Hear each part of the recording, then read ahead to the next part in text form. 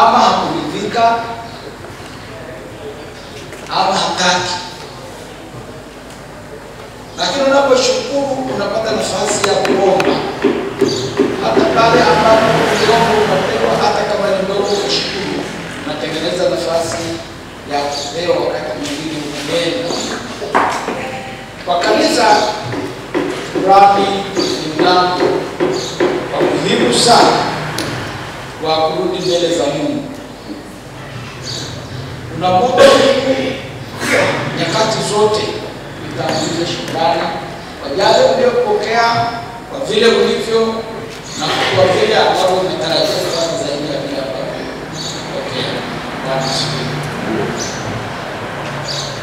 Ni kwa wengi kuangalia hali hii ya kupokea, bado wengi wanaona kwamba hata ukipokea wana haki, lakini maandiko yanahimiza kushukuru sana. Tuangalie Mambo ya Nyakati wa Pili mlango wa 20 mstari wa kwanza naendelea kutoka mbele. Kwa baadaye wana wa Moabu na wana wa Amoni na pamoja na baadhi ya watu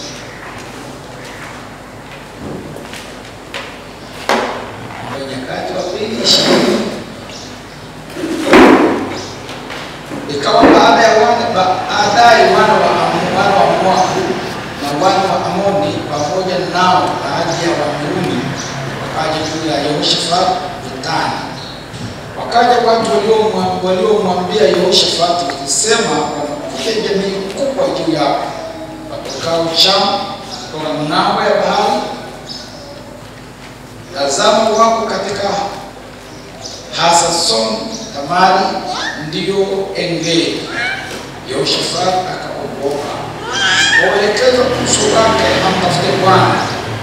Akatangaza mwili wa watu kufunga katika Yuda yote.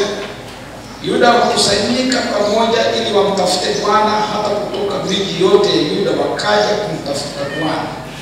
Yehoshafati akasimama kati ya kusanyiko la Yuda na Yerusalemu nyumbani mwa Bwana mbele ya ua mpya.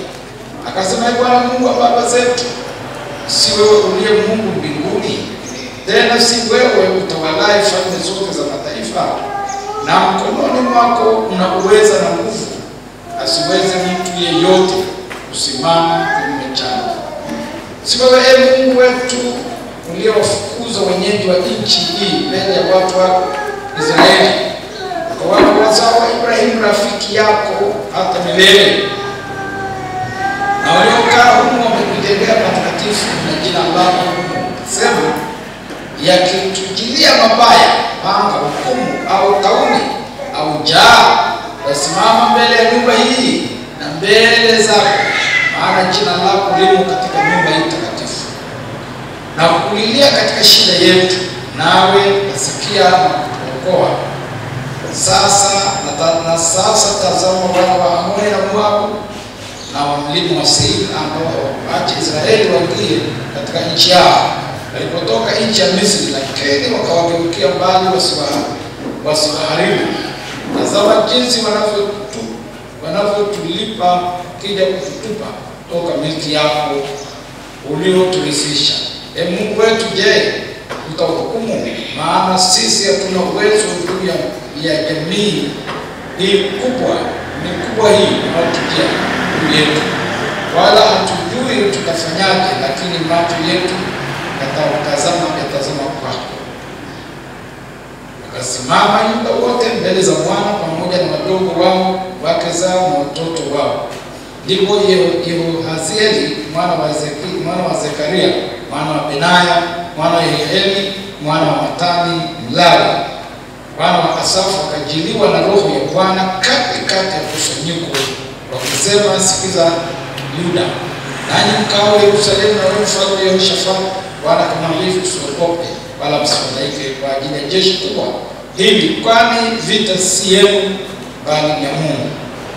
Kesho shukeni juu yao. Tazameni, wanakwea na kupandia sisi, nanyi mtawapata penye mwisho wa bonde mbele ya jangwa la Yerueli.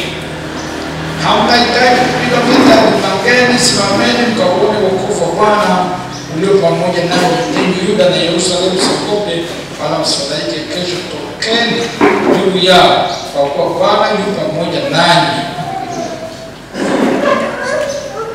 Ni habari ndefu, nataka niishie hapa. Nataka kuzungumzia juu ya shukrani.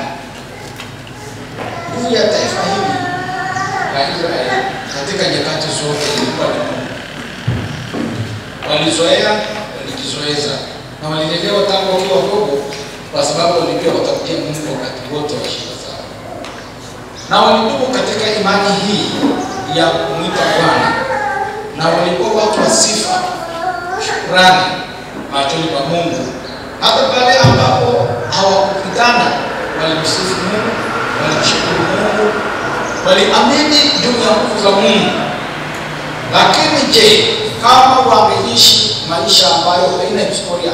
Maana hapa maneno mengi yananenwa na Yehoshafati na watu wake, ni maneno ya kumkumbusha Mungu hapa na maajabu na Yerusalemu, jinsi ambavyo Mungu alikusudia na alipojenga ile nyumba na alivyoomba kwamba watu wako watakuja hapo utawasikia. Wanakumbusha mambo haya, kumejaa furaha na sifa katika mioyo yao. Na Mungu anawajibu, anawaambia vita vitakuwa vya kwangu, sio vyenu. Kushukuru unakupatia nafasi kubwa sana. Ningetaka nifundishe mambo machache au binadamu walivyo. Unajua, shukuru kushukuru kwa sababu mizigo wanayobeba kwenye mioyo haitoi nafasi. Mioyo ni mizito usiku na mchana. Tunaangalia yale changamoto tuliyobeba. Kuna nafasi kubwa kutafsiri matatizo. Kuna nafasi kubwa kutafsiri changamoto. Kuna nafasi kubwa kutafsiri njaa, mapungufu. Hatujampa Mungu nafasi hii. Ni shukrani kwa sababu ya yale mambo ambayo Bwana Mungu wao alikuwa ameahidi. Wanakumbusha, wanamshukuru Mungu na wanamweleza jinsi ambavyo ambiwa wanakuja kujao. Na Mungu anawasikia namna wanavyomimina mioyo na kueleza ahadi za Mungu kuhusu maadui na haki yao kuhusu nchi yao ya ahadi ambayo walipotoka Misri walikuwa naenda, na ya kwamba hawa Moabu hawakuwa nafasi, na hata sasa wanafuatilia watawatoa. Wanamkumbusha Mungu haki hizi, lakini si katika uchungu, si katika kuhesabu taabu zao, si katika kuhesabu machungu, lakini katika hali ya kumwambia Mungu hali yao na moyo wa ibada, moyo wa shukrani. Na Mungu anaingilia kati vita vya wenye haki, watu wenye moyo uliojaa kushukuru. Mungu anaingilia kati vita vyao na kuvibadili kwamba ni vita vya Bwana, vita vya Bwana kila wakati, kila siku. Ni muhimu kwenye maisha yao. Hata kama unapitia hali mbaya kiasi gani, unatambua kwamba maisha yanabadilika, majira na nyakati zinabadilika. Mungu wetu ni Mungu anayejifunua kwa kiwango cha moyo wako. Ukiwa na moyo mzito, huwezi kuona ufunuo bora, maana wewe mwenyewe unabeba uchungu na huzuni, utaona hayo mema. Lakini ukifunguka kwa Bwana na kumwaga moyo wako na kumwambia Mungu shauku yako, Mungu anaonyesha uwezo wake. Tena usifikiri kila kiwango ulichoona cha maajabu na uwezo wa Mungu ndio kiwango cha Mungu. Bwana, kiwango cha Mungu kinaongezeka kadiri utakavyohitaji neema yake. Mungu anajionyesha kwako.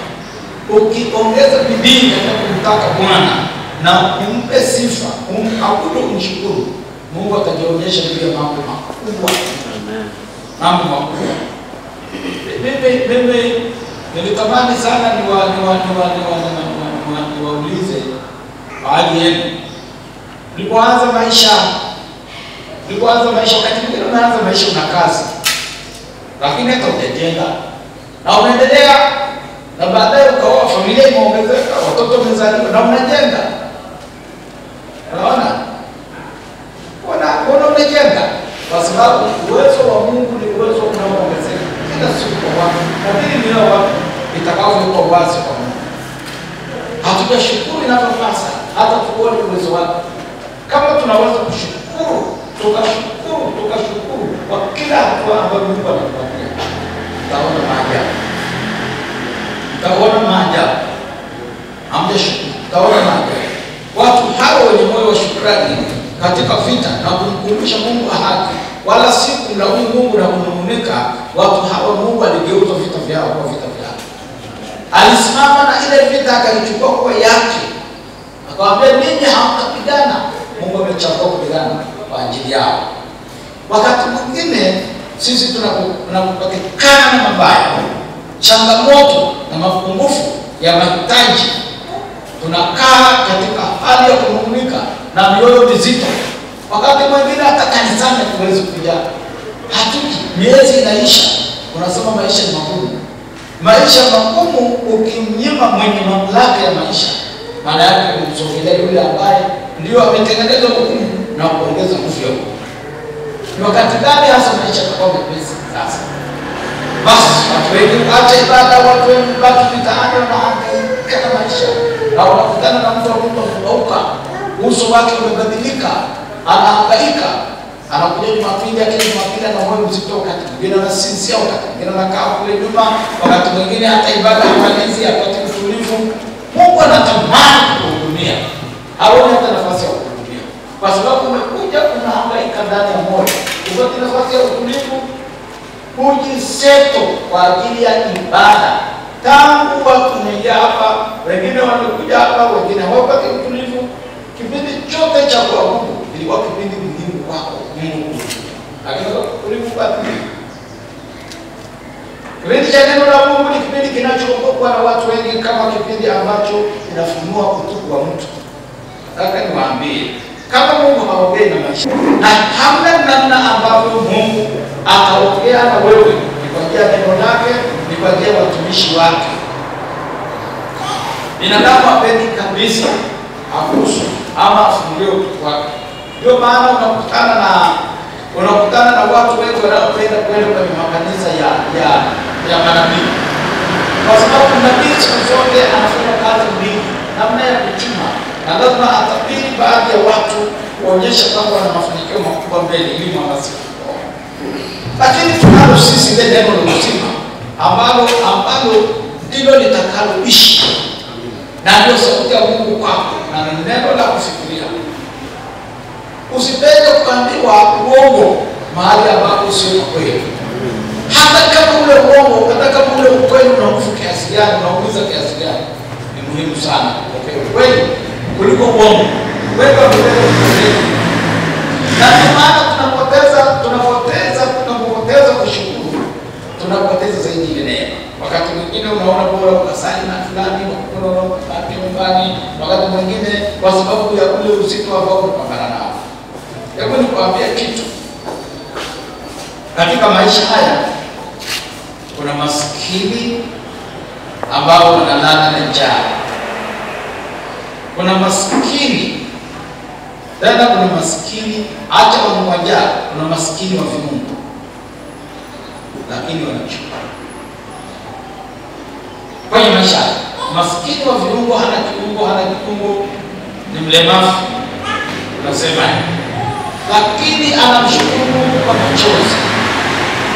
Lakini wewe una viungo vyote na hakuna mlemavu nyumbani kwako, lakini wakati mwingine umeendelea kulala. Yesu. Hata wakati mwingine unalala bila kumshukuru. Je, Mungu atafanya nini kwenye maisha? Hii si kuonyesha kama wewe ulivyo ni kama nguvu zako zinakufikisha hapa, ama wewe ni Mungu katika maisha haya.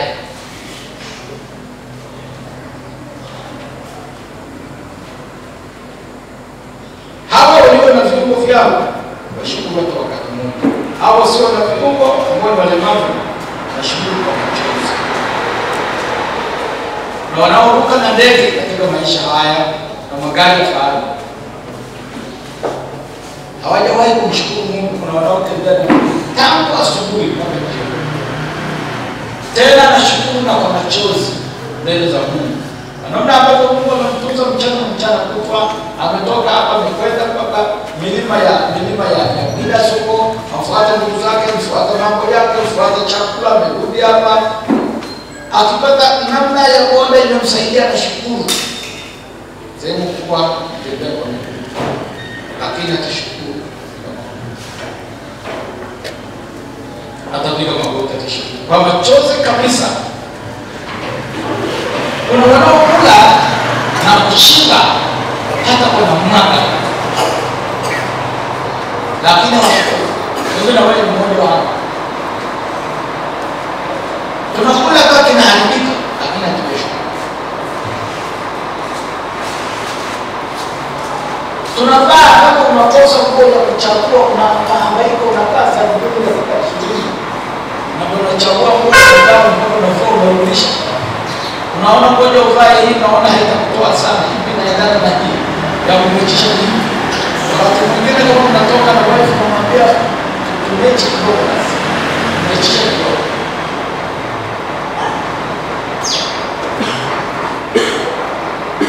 Kuna mtu anakuwa mmoja mwaka mzima, kama unakuwa hapa mjini lakini uko mjini, ama unakutana naye ama mfahamu, lakini hata mjini na wana machozi na wana machozi mbele za Mungu, wanapata Mungu.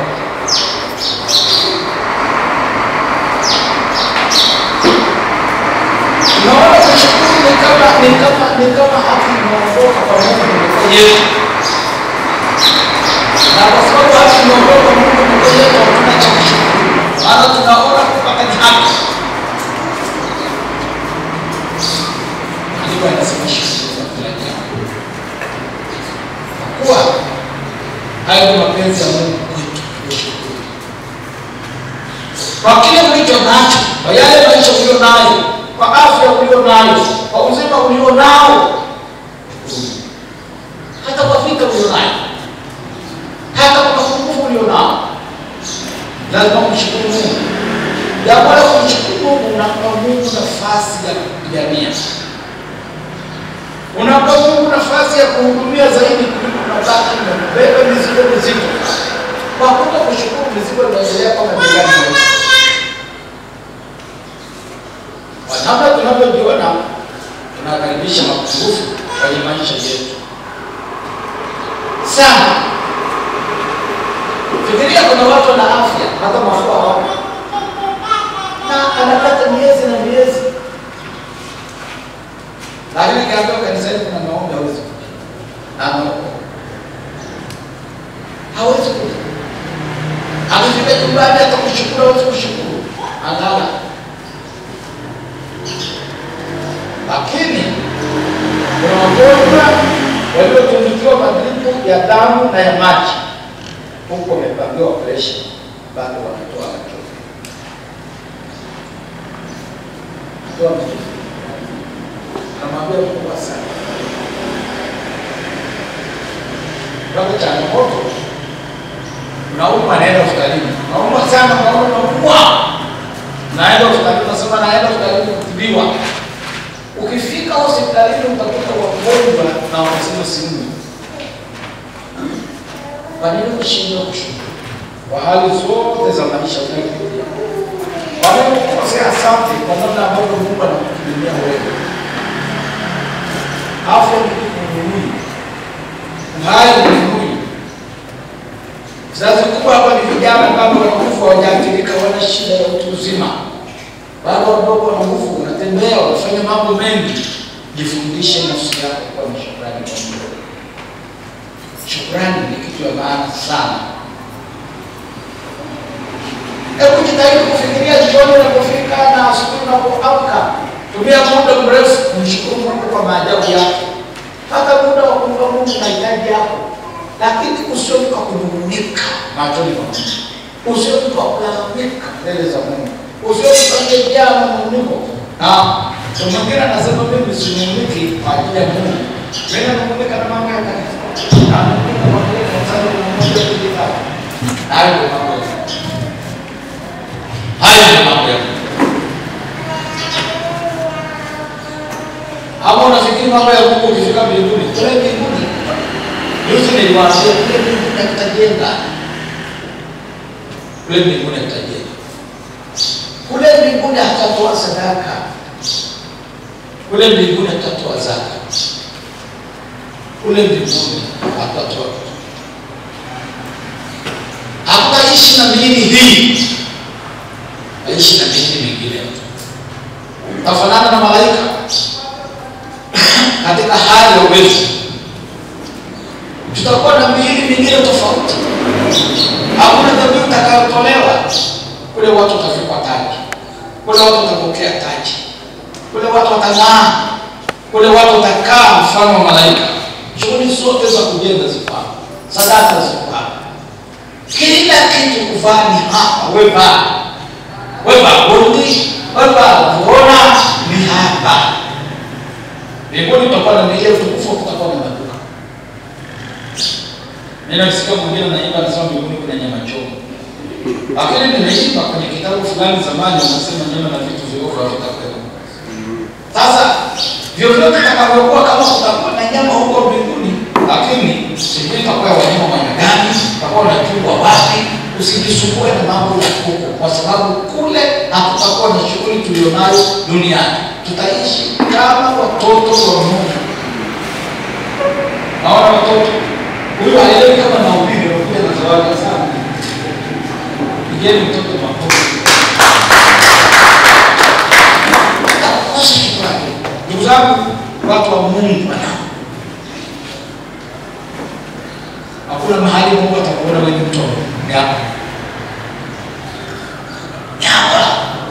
Na Mungu ameweka watumishi juu yenu ili kuyaongea mambo yenu. Mambo yote ya tabia ya mtu, tabia ya kanisa na ushirika yatasuluhishwa hapa. Tutazungumza habari ya utoaji hapa. Tutazungumza habari ya maombi hapa. Tutazungumza habari ya kazi ya mikono hapa. Tutazungumza kufanya biashara, mjenge hapa. Na lazima mjenge ni hapa. Vitu vyote ni hapa. Mbinguni tunaishi maisha mengine, lakini tunavipataje?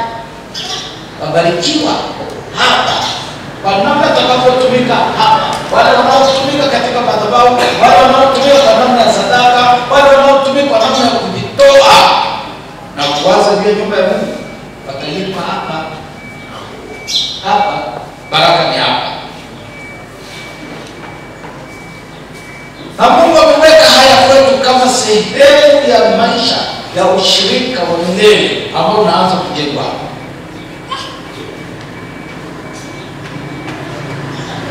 Bwana Yesu asifiwe. Amen.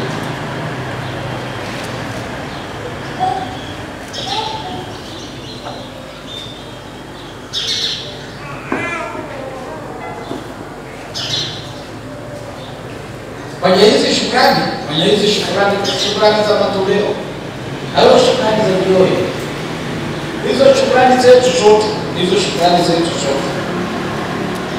iwe ni michango, iwe ni sadaka, iwe ni zaka, inaitwa dhabihu za hiari. Dhabihu za hiari. Na ndio maana ndani ya kanisa ni kitu cha ajabu sana. Serikali inasimama na jeshi, sisi tunasimama na neno la Mungu. Kwa hiyo asubuhi kwa hapa, serikali ikitaka kukupata, China nafunga akili za watu. Pengine hata wewe umekuwa na shukrani, umekuwa mbali zaidi yako. Kuna mambo ambayo unakizuilia kwa kukosa shukrani. Kwa namna ambavyo unapitia una shukrani kupata kingine, utapata bora kuliko hicho ulichonacho, kwa sababu hata kwa hicho ulichonacho shukuru. Utamwambia nini mlemavu asiye miguu ambaye anashukuru kwa machozi? Utamwambia nini aliyelala na njaa alafu akashukuru kwa machozi? Utamwambia nini aliyetutoa dripu ya maji na ya damu na anasubiri na operation imekabiwa na anashukuru kwa machozi? Utamwambia nini? Shukuru hata vile ulivyo leo. Shukuru kwa yale ambayo umekuwa.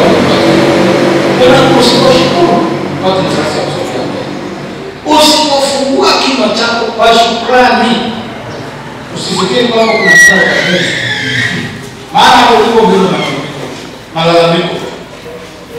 Hakujajua kwa sababu kwa namna kanisa la Antiokia lilivyo. Ni idadi ya watu wake. Kila Jumapili kulikuwa na watu, kulipaswa kuwa na watu wanne kwenye sadaka yao ya shukrani.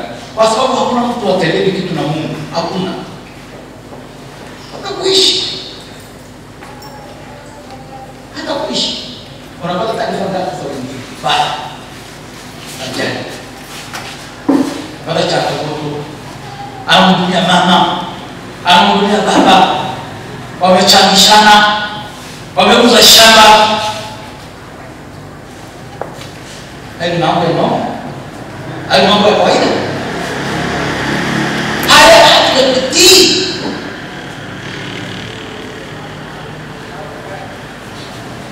Nina familia yangu moja kwenye moja majimbo yetu. Mchungaji wetu moja na mke wake wamehangaika sana huko nyuma. Tulikuwa tukiomba nao wakati yule mama alifanya uvimbe, bwana uvimbe akafanya upasuaji. Tukamwomba Mungu akapona. Juzi akalifahamisha kama yuko sawa, jana mtumia picha hiyo. Uvimbe mwingine. Nikawa nawatia moyo tuwaongea nao. Mchungaji ananiambia baba yetu wala hata bado usijali. Mungu akipitisha na mimi nitashinda hayo. Wewe tuombee tu, sisi tunamshukuru Mungu, au nasikia tunamshukuru Mungu.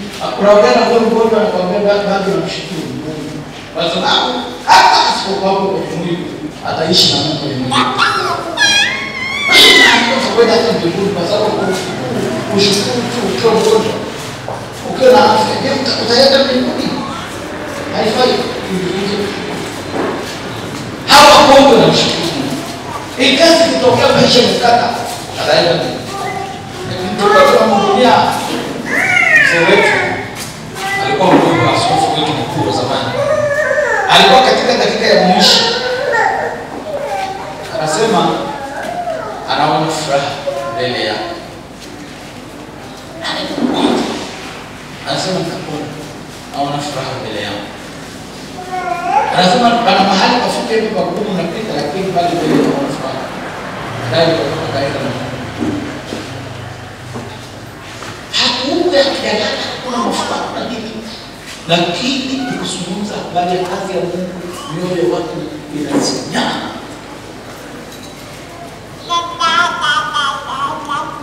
Tuna maswali mengi ndani ya mioyo yetu kuliko shukrani. Tunapita kwenye mahali pakubwa tunakosa amani.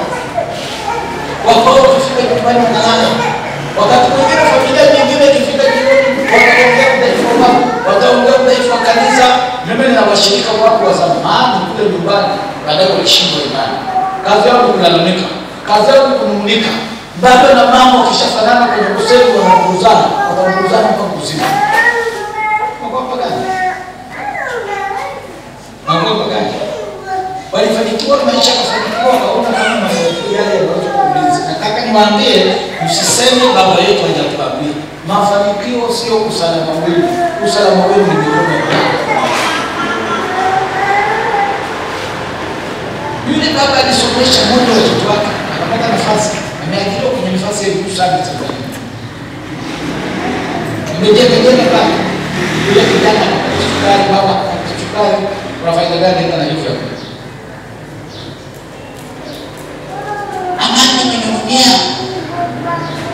Mshukuruni Mungu, mwana kinywa kilichofunguka kwa shukrani, mwana moyo ulioachiliwa kwa shukrani. Uwe tayari kushukuru. Tumikieni Bwana kwa furaha, tumikieni Bwana kwa kicho, mwana shukrani. Unapokuja kanisani kuna maombi, nafasi ya shukrani. Unapokuja kanisani kuna sadaka, nafasi ya shukrani. Usipokuja na sadaka usipokuwa na shukrani, wewe unakosaje kushukuru? Kama umeenda unataka kushukuru, hapo utapata sadaka ya shukrani. Hasa ile unayopanga mwenyewe ni bora. Kuliko kupanga kanisani kwa. Ni muhimu wewe, lakini muhimu wewe. Lakini si sadaka. Hata moyo wa Mungu sana. Katika mambo yote wewe.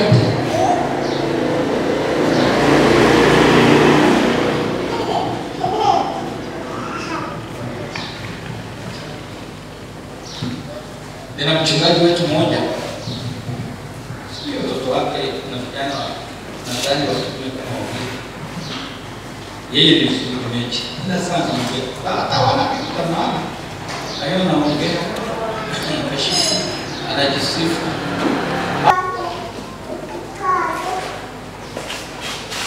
Ukiendelea anasema mifupa yangu haikusikirika kwako. Nilipoumbwa kwa siri, nilipoumbwa kwa ustadi hadi za chini za nchi, macho yako yaliniona kabla sijakamilika. Chooni mwako ziliandikwa zote pia, siku zilizoamriwa kabla hazijawa bado. Mungu, fikra zako zina thamani nyingi kwangu, jinsi ilivyo kubwa jumla yake. Haleluya. Haleluya. Alafu nimaliza mstari wa 17 anasema kama ningehesabu nyingi kuliko mchanga, niamkapo nikali pamoja nawe. Tuna mambo mengi ya Mungu anatutenda ambayo hatuwezi muda kuchukua, tuone la kuchukua. Tuna haki, baraka zikoma. Jitahidi kutunza kinywa cha shukrani kuliko la malaika. Jitahidi sana kuwa mtu mwenye shukrani. Shukuru Mungu. Ishi maisha kushukuru Mungu. Katika changamoto tuna Mungu asante. Katika hali zote tuna Mungu asante, tunamshukuru sana. Sana kwa sababu hali tulionayo sisi wengine hawana. Maisha tulionayo wengine hawana. Kama kuna kitu kanisani kipo, kitekeleze kwa shukrani. Kwa shukrani. Na utaona maisha yako yatabadilika kutoka pale ulipo. Bwana anatuwazia mawazo mema sana, tena mawazo ya amani. Zaburi ya 145 utakuwa fungu la mwisho. 145 mstari wa 10. Neno la Mungu linasema, "Ee Bwana, kazi zako nitazishukuru, na wacha Mungu wako watakubariki." Ee Bwana, kazi zako zote nitazishukuru, na wacha Mungu wako watakuhimidi, watakuabudu, watakuinamia. Ni jukumu letu kuwa na moyo wa shukrani. Ni jukumu letu kuwa na shukrani nyakati zote.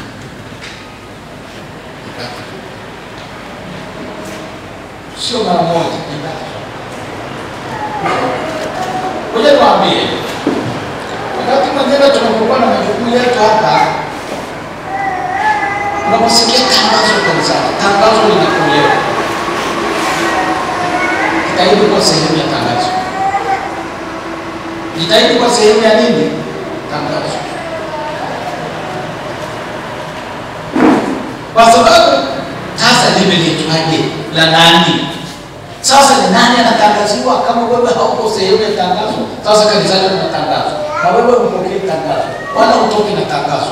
Sasa ni tangazo la nani?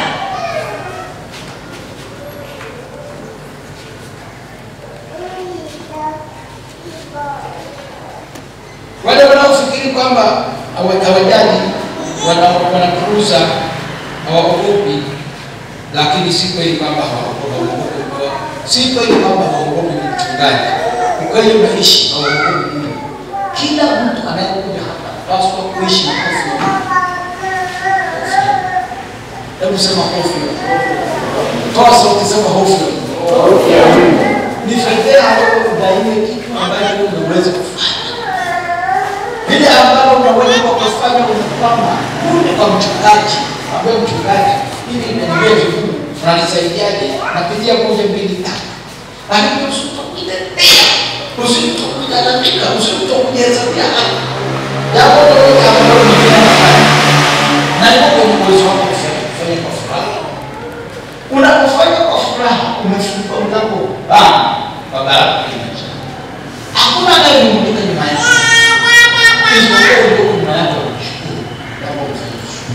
Wao wamejitahidi, waonyeshe ule uwezo, waonyeshe ule moyo. Ushukuru, unaleta baraka kwa sana, unatengeneza milango mikubwa.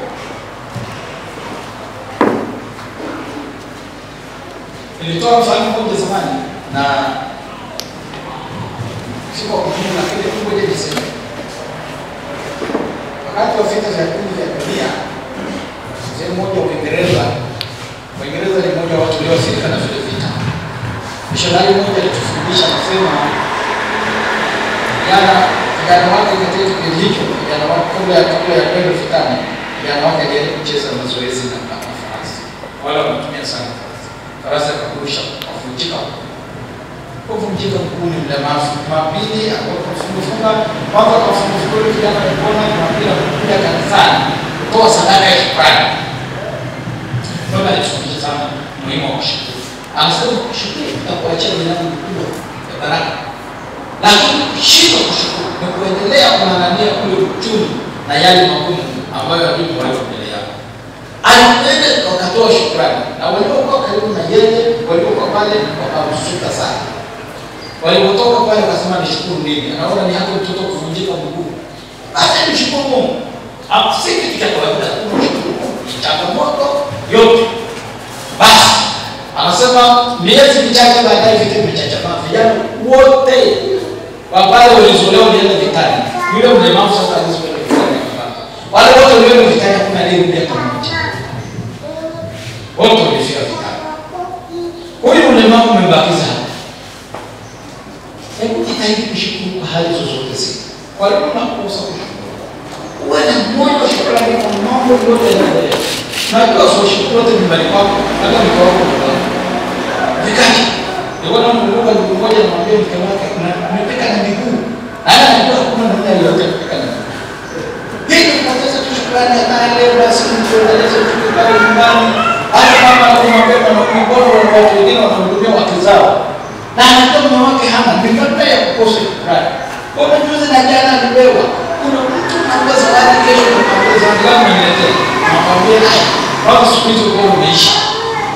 Watu wengi wamefunga milango muhimu kwa kukosa shukrani. Hebu wote semeni shukrani. Hakuna kitu chenye katika maisha kama shukrani.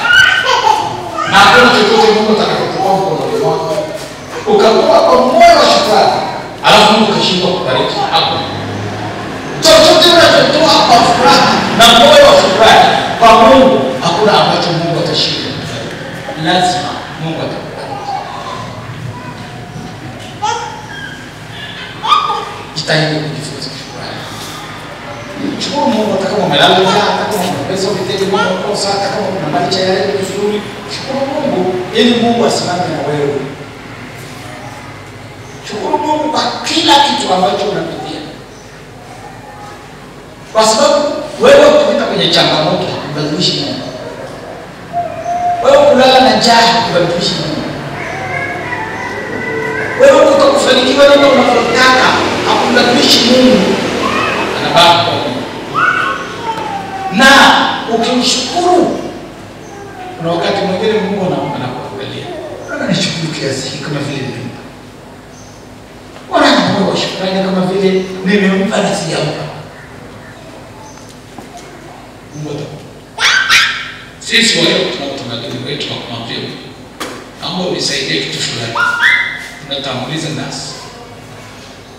Nasi maana yake sana. Sasa watu wanasema Mungu angegamka na sema sana. Watu wanadanganya vitu bila gani. Lakini jambo la maana sana. Na hiyo imeweka mazingira mazuri fulani. Kuna kwetu ni kawaida, lakini kwa wengine inachochea. Naambia sana, hapo nisaidie. Asante sana Mungu akubariki na Mungu sasa nisaidie kwa sababu shukuru sana, asante sana. Hajapata asema asante. Sasa Mungu kutoka pale asema, "Ndio nipatie." Shukuru. Bwana akubariki. Bwana akubariki.